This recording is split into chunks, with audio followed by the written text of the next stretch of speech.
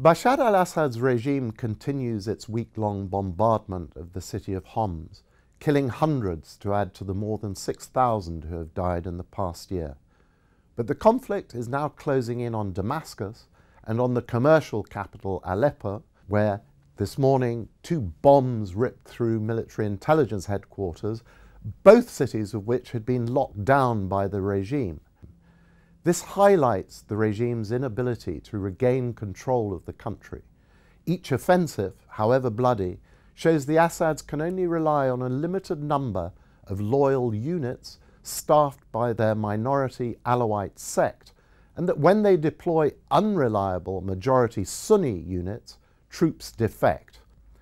Nonetheless, so far there has been no mass defection of entire units. Fear still works within the regime, not just of retribution, but also of Lebanon or Iraq-style chaos.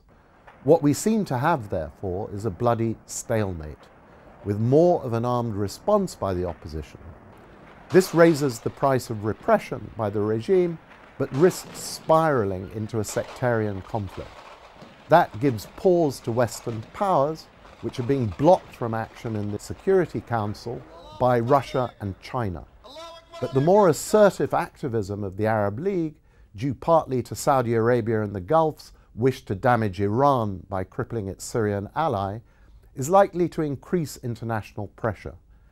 The Russian position nonetheless does not look rock solid, and Moscow and Beijing have been talking to the Syrian opposition, while the Arab League may this weekend recognize its main political front, the Syrian National Council.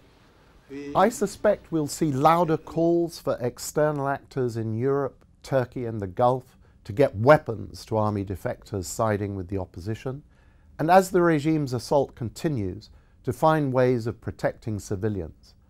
This situation is finely poised, but it could change quickly with the sudden emergence of a new element in the equation, such as the defection of significant army units or even limited external intervention to protect civilians that might enable the opposition to solidify in liberated territory.